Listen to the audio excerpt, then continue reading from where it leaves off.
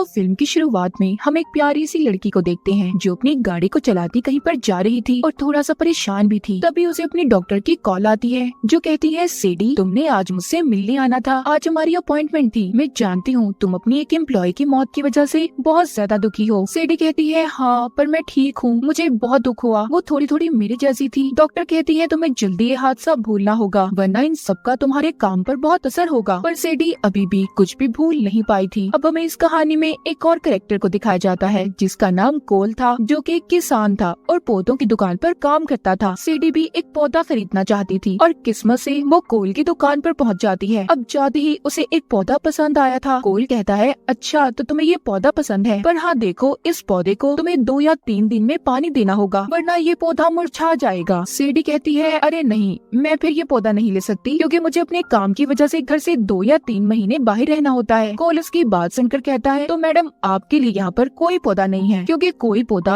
अब तक ऐसा पैदा ही नहीं हुआ जो पानी के बगैर सरवाइव कर सके, चल सके। हाँ अगर आप चाहे तो ये प्लास्टिक का पौधा ले सकती हैं। उनके दरमियान में जब बहस हो रही थी तो तभी एक लेडी आती है जो इस दुकान की मालिक थी जहाँ पर कोल काम क्या करता था। उन्होंने सेडी को उसका पसंदीदा पौधा दे दिया था। अब वो लेडी कोल से कहती है, मैं तो समझी थी तुम उस लड़की का नंबर लोगे, वो कितनी प्यारी थी और तुम उल्टा उससे बहस कर रहे थे। कोल कहता है, सॉरी मैडम, मैं यहाँ पर ये काम थोड़ी करने आता हूँ। खैर वो उस लेडी के कहने पर सेडी के पास चला जाता है जो बस जाने ही वाली थी। जब वो उसकी गाड़ी के आगे आकर गाड़ी रोकता है तो जो पौधा सेडी ने इसे खरीदा था वो गिरकर टूट जाता है। अब कोल डायरेक्ट ही सेडी से पूछता है, क्या तुम मेरे साथ कॉफी पियोगी? सेडी ये सुनकर हैरान थी कि ना जान पहचान फिर भी ये मेरे साथ कॉफी पीना चाहता है, पर सेडी भी मान जाती है और उसके साथ कॉफी पीने के लिए तैयार थी। ये दोनों कॉफी पीते हुए बहुत सी बातें करते हैं। सेडी अपने बारे में बताती है कि मुझे अक्सर अपने काम की वजह से घर से दूर रहना पड़ता है। कोल उसको बताता है कि मुझे भी फसलें उगाने के अलावा हिस्ट्री पढ़ने का बहुत शौक है। ये दोनों बहुत सी बातें करते हैं। सेडी कहती है, कभी भी मुझे किसी चीज से डर नहीं लगा। कोल कहता है, अच्छा तो ये बात है, चलो वो सीढ़ियाँ देख रही हो, मेरे साथ रेस लगाओ, अगर तुम हार गई तो तुम्हें बताना होगा तुम्हें किस चीज से डर लगता है। ये दोनों अब सीढ़ियाँ चढ़ने की रेस लगाते हैं जिसमें सेडी कोल से आगे थी, वो जीत जाती है। कोल ये देखकर काफी हैरान था पर उसे सेडी के बारे में ये सब जानना अच्छा लग रहा था। वो बताती है, मैं अपनी मॉम के साथ बचपन में अपना शहर छोड़कर आ गई। मेरी मॉम बहुत ही बहादुर थी, मैं भी उनकी तरह बनना चाहती हूँ। अब बातें करते करते वो सारी रात एक साथ गुजारते हैं जिसमें दोनों अपने दुख सुख एक दूसरे से बांट रहे थे। कोल इन सब चीजों से बहुत खुश था कि उसकी जिंदगी में कोई आ गया है, वो भी सेडी जैसी लड़की और इतनी प्यारी। अब जब वो घर जाता है तो घर जाकर अपने मॉम डैड और बहन को सेडी के बारे में बताता है जिसे सुनकर उसके घर वाले बहुत खुश थे। कोल सेडी के पीछे पागल हो चुका था, वो दिन रात उसको मैसेजेस किया करता था। उसके मॉम डैड उसे समझाते हैं कि देखो ऐसे तुम्हें मैसेज नहीं करने चाहिए, थोड़ा इंतजार करो। कोल भी उनकी बात को समझ गया था। वो सेडी को अब कोई मैसेज नहीं करता, मगर सेडी का भी उसे कोई मैसेज नहीं आया था। बहुत दिन गुजर गए थे। कोल अब काफी परेशान रहने लगता है, उसका किसी काम में दिल भी नहीं लग रहा था। तभी उसे याद आता है कि उसका इनहेलर तो सेडी के पास रह गया है जो उसे सांस लेने में मदद देता था। दरअसल कोल को सांस की बीमारी थी। अब ये अपने इनहेलर से सेडी को ट्रैक करता है, उसकी लोकेशन पता करने की कोशिश करता है क्योंकि कोल अपने इनहेलर में ट्रैकर लगा कर रखा करता था। उसे पता चल गया था कि सेडी लंदन में थी। जब कोल को ये बात पता चलती है तो उसकी मॉम कहती है, तुम्हें जाकर उसे सरप्राइज देना चाहिए, वो तुम्हें देखकर बहुत खुश होगी। मगर कोल बेचारा कभी भी किसी दूसरे शहर या मुल्क में नहीं गया था, लेकिन इस बार वो अपनी मॉम की बात को मान जाता है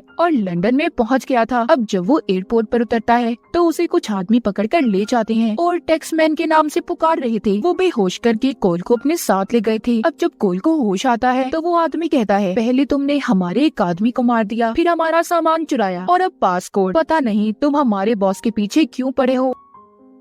कोल उस आदमी से कहता है, अरे नहीं यार, मैं कोई टैक्समैन नहीं हूँ, तुम्हें कोई गलत फहमी हुई है, मैं तो सीधा साधा सा एक किसान हूँ जो लंदन में अपनी दोस्त से मिलने आया था। वो आदमी कहता है, अच्छा तुम एक्टिंग अच्छी कर लेते हो मगर तुम अब हमसे नहीं बच सकते। कोल उसे कहता है, मैं झूठ नहीं बोल रहा, तुम मेरा पासपोर्ट भी चेक कर सकते हो। तभी वो आदमी कोल को और ज्यादा टॉर्चर अजियत देने के लिए उस पर एक कीड़ा छोड़ने वाला था। तभी उधर सेडी आ जाती है जिसने उस जगह का दरवाजा तोड़ दिया था और आकर उस आदमी को पीछे से मार देती है। उसने चेहरे पर नकाब पहना हुआ था। कोल को भी उसने बचा लिया था और जब वो अपना नकाब उतार कर दिखाती है तो कोल कहता है सेडी तुम यहाँ पर क्या कर रही हो। सेडी कहती है ये सब मैं तुम्हें बाद में बताऊंगी। इसके बाद वो अपनी गन से वहाँ पर एक एक को मार रही थी और कोल को भी एक गन देती है। कहती है सबको मारना मेरे अलावा। वो यहाँ पर उसे अपने काम के बारे में बताती है। कहती है कि मैं CIA की एजेंट हूँ। हमारी एजेंसी के लिए इन्होंने जाल बिछाया था जिसमें तुम फंस गए। ये तुम्हें टैक्समैन समझ रहे हैं पर इन्हें क्या लगता है मैं इनके जाल में इतनी जल्दी फंस जाऊंगी। ऐसा नहीं हो सकता। कोल ये सब बातें सुनकर परेशान था। वो सोचता है क्या सेडी ने उससे झूठ बोला। यहाँ पर हमें पता चलता है कि टैक्समैन कोई और नहीं बल्कि सेडी ही है। अब टैक्समैन की क्या कहानी थी ये हमें आगे जाकर कहानी में पता चलेगा जिसको वो लोग ढूंढ रहे थे। पर खैर किसी तरह सेडी बचाकर कोल को ले आई थी। वो एक पहाड़ी से छलांग लगाकर दोनों एक बस में बैठ जाते हैं जहाँ पर सेडी बस को चलाते हुए उन आदमियों पर गोलियां चला रही थी जो इनके पीछे आ रहे थे और उनकी बहुत सी गाड़ियों को टक्कर मारती है। एक गाड़ी में तो बहुत जोर से धमाका भी हुआ था। सभी गाड़ियां तबाह हो चुकी थी। तभी एक गुंडा बस के अंदर आ जाता है जो सेडी को मारने ही वाला था लेकिन कोल ने सेडी की जान को बचा लिया था। दोनों उन गुंडों से बचकर आगे निकल गए थे। सेडी अब एक जगह पर बस को रोकती है। कोल उससे कहता है कि तुम झूठी हो। तुमने मुझसे झूठ बोला है। तुमने सब कुछ मुझे गलत बताया अपने बारे में। सेडी कहती है नहीं मैंने तुम्हें वो सब बताया जो आज तक मैंने किसी को नहीं बताया था। जिस पर कोल कहता है ओ अच्छा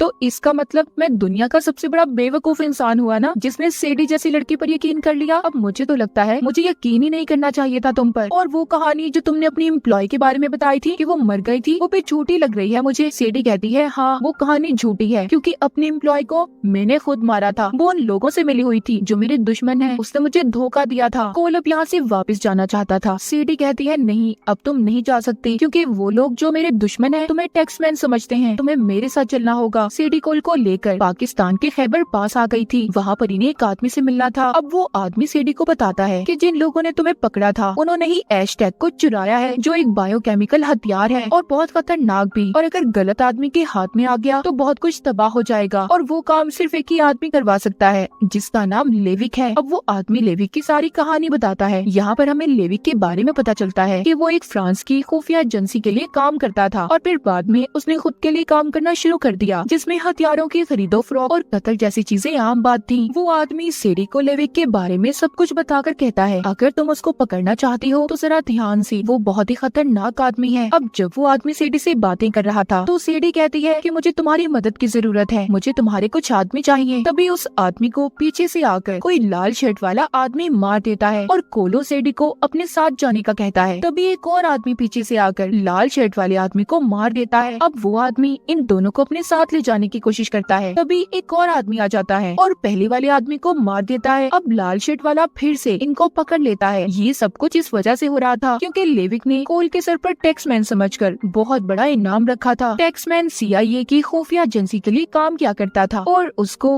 उस बायोकेमिकल हथियार का पासकोड भी पता था।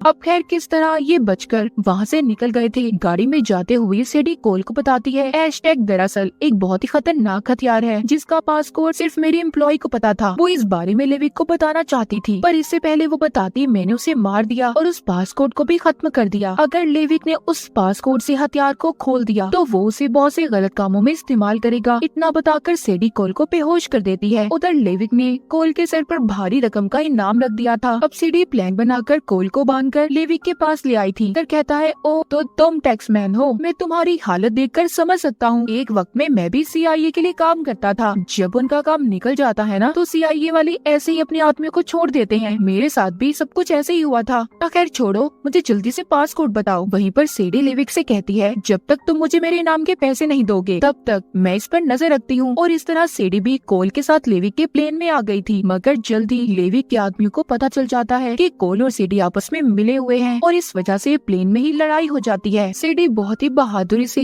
लेविक के आदमियों का मुकाबला कर रही थी। तभी उसे लड़ते हुए चाकू लग जाता है। वो जख्मी हो गई थी। ये देखकर अब कोल सेडी और बायोकेमिकल वाले ब्रीफकेस को लेकर चलते हुए प्लेन से छलांग लगा देता है। अब जब सेडी को होश आया था तो ये एक जंगल में थे। उसे ये जानकर बहुत अच्छा लगता है कि कोल ने उसकी जान बचा ली। अगली सुबह लेविक और CIA के आदमी इन दोनों की तलाश में थे क्योंकि इनके पास बायोकेमिकल हथियार वाला ब्रीफकेस था। ये दोनों जंगल में थे। अब यहाँ पर CIA और लेविक के आदमियों के दरमियान में लड़ाई हो जाती है। यहाँ पर सेडी सिर्फ एक ही चीज को बचा सकती थी, कोल को या फिर ब्रीफकेस को। उसने कोल को चुना था। अब लेविक के आदमियों को ब्रीफकेस मिल जाता है और CIA वाले सेडी और कोल को अपने साथ पूछताछ के लिए ले गए थे कि उसने ब्रीफकेस लेविक के लोगों को क्यों ले जाने दिया। अब CIA और FBI के एजेंट ये फैसला करते हैं कि वो लेविक को पासपोर्ट का आधा हिस्सा बताएंगे, जिसको बताने वो उसको एक होटल में बुलाने वाले थे ताकि फिर वो उसे पकड़ सके। और इसी के लिए वो कोल की मदद मांगते हैं, क्योंकि लेविक की नजर में कोल ही टैक्समैन था जिसको पासपोर्ट का पता था। कोल ना चाहते हुए भी इनकी मदद करने के लिए तैयार हो जाता है। सेडी उसे बहुत मना करती है कि इस काम में बहुत खतरा है, लेकिन फिर भी कोल उनकी मदद करने के लिए तैयार था। पर लेविक को जल्दी CIA की चाल के बारे में पता चल गया था। वो उन एजेंट्स को मार देता है जो कोल को गाइड कर रहे थे। अब वो कोल के पास जाता है और कहता है चलो पासपोर्ट बताओ या फिर मैं अपना तरीका इस्तेमाल करूं, तब बताओगी। तभी वहाँ पर सेडी आ जाती है और लेविक को कहती है जिस टैक्समैन को तुम ढूंढ रहे हो वो मैं हूँ। लेविक को पता चल गया था कि असल टैक्समैन सेडी है। वहाँ पर सेडी ने असल लीडर को भी बुला लिया था। लेविक जिनके लिए काम क्या करता था, जिनका पहले लेविक एजेंट था, सेडी लीडर को पासपोर्ट बता देती है और जिसके बदले में उन्होंने सेडी के अकाउंट में बहुत से पैसों को ट्रांसफर कर दिया था। लेविक को ये देखकर बहुत गुस्सा आता है। वो सेडी को गन दिखाकर कहता है मैं तुम्हें मार दूंगा, तुमने मेरे साथ अच्छा नहीं किया, इतना बड़ा धोखा। तभी सेडी उस होटल में जोर से बोलती है कि लेविक के ऊपर बहुत बड़ा इनाम रखा है। इतना सुनकर वहाँ पर जितने भी लोग थे लेविक के पीछे पड़ गए थे और वहाँ पर इसी वजह से लड़ाई हो जाती है। लेविक के लोग ब्रीफकेस को लेना चाहते थे, जबकि दूसरे लोग वहाँ पर लेविक को पकड़ रहे थे। कोल लेविक के आदमियों को मार रहा था, उधर लेविक सेडी को मारने ही वाला था। तभी कोल आ जाता है, उसने आकर सेडी को बचा लिया था और सेडी लेविक को मार देती है। जिस बिल्डिंग में वो थे वो बहुत ऊंचाई पर थी, जिस वजह से लेविक नीचे गिरकर मर गया था। इस लड़ाई में लीडर भी मर जाता है। कोल और सेडी ने उस बायोकेमिकल हथियार को भी बचा लिया था। कहानी के आखिर में हमें कोल और सेडी को दिखाया जाता है जो एक साथ बैठकर अपने फैमिली के साथ खाना खा रहे थे और फिर जिसके बाद हंसी खुशी जिंदगी गुजारने लगे थे। और इसी हैप्पी एंडिंग के साथ इस मूवी की कहानी यहीं पर खत्म हो जाती है।